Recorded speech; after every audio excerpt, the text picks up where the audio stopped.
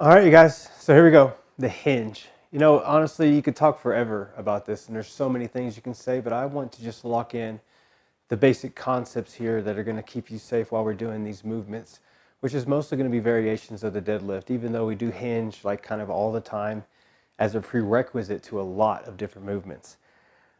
First of all, too, I want to also say that, we're coming and finding out really that, neutral spine and keep your spine straight absolutely can be a good thing, but we're also kind of finding out in fitness now that we should be twisting and moving because that's what we do in life. So as much as I'm going to be cueing you and telling you that you need to keep a neutral spine when we're hinging and doing a deadlift, um, everything's in context, I guess you might say. So we definitely want to keep shit straight when we're here.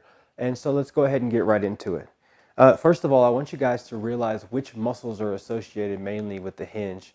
The main movers in this absolutely are going to be the bicep femoris, which is the big hamstring on the outside that goes all the way down to your foot. And your glute muscles are going to be here.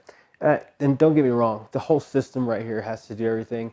Your quadricep has to stabilize from the front as you're doing the hinge, but the hamstrings and the glutes are the main muscles that I want you guys to have in your mind as we're doing this exercise. There's this little demographic thing right here to give you an idea of what I'm talking about. So, listen, one thing that I don't want to do is bend my spine or tilt my spine. Whenever I first started this thing, coaching people, because of what our coaches told us way back in the day, we would tell people to stick their ass out and then go into their hinge because we wanted them just to, and we would tell them to look forward and all these things. Let me tell you the problem with sticking my ass out. As soon as I do the shenane, that just curved my lumbar spine right here, and it took me out from being straight. What I want to do, and what we're going to go ahead and do now, are two things. First of all, we're going to feel those muscles that I was talking about. Stand up with me. Put your legs straight. Knees are locked out, hips locked out, and don't do anything except squeeze your ass. Think about if somebody was trying to like poke something in there, and you're like, no. Anyway, squeeze your ass. Pay attention to where you feel your feet on the ground. Do it one more time. Let go. Knees are locked out. Let's squeeze your butt. I don't know about you, but I felt that grab through the heel and the outside of my foot. If those parts of your feet aren't on the ground, then you can't use the muscles that are associated with those parts of your feet, which are your glutes and your hamstrings. One more time, standing up. If I just squeeze my ass, I can feel that part of my foot grab the ground. So those are the muscles that are associated, or those are the parts of my feet that are associated with the muscles that I want to be using here. So as we do want to have our whole foot on the ground and be creating tension with it, predominantly the weight is going to be through my heel and the outstep of my foot as I go into a hinge. Even though I'm still trying to drive my whole foot down to the ground, there is going to be a percentage more weight that is on the back part of your foot. So really fast, I'm going to go ahead and hinge here. The other thing I want to do is focus on keeping my spine straight. And you'll hear me say this a million times. You'll still hear me say, do the Steve Urkel, do the shenane, find the middle, and then grow some length to the sides. What I'm referencing here is a anterior pelvic tilt and a posterior pelvic tilt. I'm trying to see how far my hips go in each direction. Then I want to find the perfect median to that. I want to imagine that my hips are on a level plane here. And then when I say grow length, I want to try to just grow length in my spine and try to grow some length in between my rib cage right here. Automatically, you're probably going to feel these abs that are in the top part engage. They need to be engaged. Keep them there. You'll also hear me talk later on about creating a cylinder, the concepts of dynamic neuralization stabilization, DNS, which is creating this cylinder, being able to kind of push out with all the muscles that are around your abs, your transverse abdominis, your internal, external obliques, and your abs that are in the middle, which are your rectus abdominis. But it's just kind of creating a cylinder around your spine and keeping your spine straight as you do the hinge movement. That's going to be really, really important. So as I cue people up, I'm going to be like, hey, tilt your hips as far as you can forward. Tilt your hips as far as you can back. Find the center. Now grow length. Honestly, my spine shouldn't move anymore. I should imagine this is like a straight cylinder thing that is going to angle down and push into this other system here, which goes back and away. Okay? So straight spine, my head's tucked here, and I'm coming right back up. You really feel it in your hamstrings and glutes when you do that correctly. And so let's go through a few more cues that I want to talk about while we're doing the hinge. Let's talk about our butt and our hamstrings. Real fast, hinge for me one more time. You can feel hips forward, back, find the middle, grow the length. I'm going to keep that straight. You have a lot of people put poles on their back to try to, do that there. And then I'm going to just keep my spine straight as my hips. I can put my hand on my iliac crest. Let's do that. Put your hand on your hip bone right here. And let's just push straight back. My head is going to stay right here where it was. And then I'm just going to go until my butt like literally won't go back anymore. I can feel this big stretch through my hamstrings. So I'm going to shorten my hamstrings to pull right back up. Let's do that one more time. Find the middle. Boom, boom, grow the length. I'm going to push back. Big old stretch through my hamstrings. I feel that stretch. I'm going to be mindful in my hamstrings and then connect there. I'm actually imagining that thing shortening in my head. That little graphic that I'll show you guys one more time here should help you guys out as far as which muscles are lengthening and not. Now I want to talk about your glutes, the biggest muscle in your body, but let's talk about the way that it actually works. Your glute inserts through your tailbone right through the middle, and it actually goes, it striates, that means it connects and it goes sideways and actually kind of becomes your IT band. It's the reason why humans can stand upright, but the big thing I want to remember is that it goes sideways. So literally, if I'm hinging, I'm thinking of an opening here, like my butt cheeks are spreading apart. I mean, for lack of better words, that's straight up what's happening.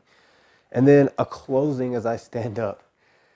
It's kind of funny, but I mean, honestly, thinking with your sphincter, your butthole, it's like a flower opening. And then I'm going to close that guy and squeeze my butt as I stand up. But honestly, if you don't think about it, if you don't imagine that stretch of those those glutes, the hamstrings are going to do their thing regardless. But if you don't imagine your glutes opening and closing, whether it be a flower, a gate, I like to think of the way the doors open in Star Wars. Anyways, you got to picture something because that's how that system moves. And where your mind is when you're doing a hinge is extremely important. Number one, it should be on my ribs being straight, okay? My ribs straight, everything straight here. My spine is not going to tilt or anything as I go down. Everything is straight. So I want to make sure that I'm standing on my heels, weights in my heels, my spine straight, and then everything's just going to push back and away into those hamstrings.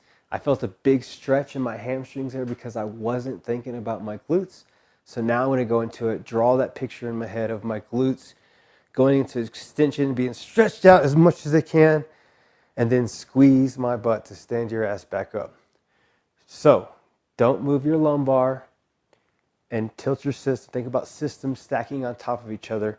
The second thing is going to be that dynamic neural stabilization that we were talking about, which is basically creating that outward cylinder with your spine or with your abdominal muscles to protect your spine and keep it in that safe place as you go into that hinge position.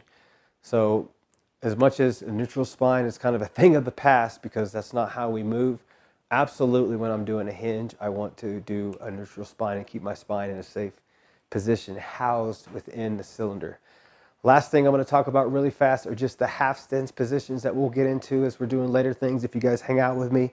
The big thing is as I go into a half stance, which is shifting your weight predominantly onto one foot, probably about 80% of the weight, maybe 80 or 90% there. But I'm not going to like let my hips shift. Even though most of the weight is here, I'm going to kind of pay attention to the tilt of my hips. I don't want my hip falling over here. And then also I want to kind of think about that tension I can create by driving my knees out, okay? As a matter of fact, I need to go ahead and I'll scoot back on that. The other last thing is as far as engaging the muscles correctly with the hinge is that driving your knee out. The external rotation of your femur or the driving of your knee out kind of connects your hip to all these muscles inside of your leg and helps them work together. I want to show you really fast how that works. You can feel it right here and right now. I want you just to stand under your feet, squeeze your ass really quick. You can feel the weight on the outside. And if I do everything I talked about, I'm going to turn sideways here. I'm going to squeeze my butt. I'm going to turn my hips forward, back, find the middle, grow length. Now I have that cylinder. It's locked in. I'm going to push my hips straight back into that position here. Now my hamstrings and my glutes are spread out. I'm going to push my hips forward and squeeze my butt straight up. That's what you should feel, all that system. Now I'm going to do the thing and be a little bit more mindful about, as I push my hips back, that external rotation, that driving out of my knee. And honestly, when you do that, you'll really feel your glutes engage more. To show you what that's not like, let's just really quick shift the weight to the inside part of my feet. As I stand here, I have more weight kind of inside than normal, and so now I'm going to try to hips forward, back, find the middle, grow the length, and now I'm going to try to hinge correctly. And you can see my knees right there already. There's some anatomy associated with that. There's 3 main hamstrings. The other 2 kind of connect to the inside, and when I'm standing on the inside of my feet, that's the ones that I'm kind of relying on. So it's important that we stand more so on the outside, drive those knees out as we're going down, along with all the other things that you're thinking about. Back to the half stance there, you guys. One foot, most of the weight on one foot, all the weight on the other. You'll do your hinge positions there. Later on, that'll progress into a single leg stance as well. The same thing, my weight's on that foot, trying to fight and keep my hips from turning and not being square as I go into my deadlift positions. And I'm trying not to turn my foot up. So I'm going to try to keep my hips as square as I can as I go into these different hinge positions with the deadlift. All right. Real basic overview of the hinge, you guys. I'll talk more specifically about it as we get into the things, but that is a good place for you guys to get started. See you on the next video where we're going to be talking about pull movements.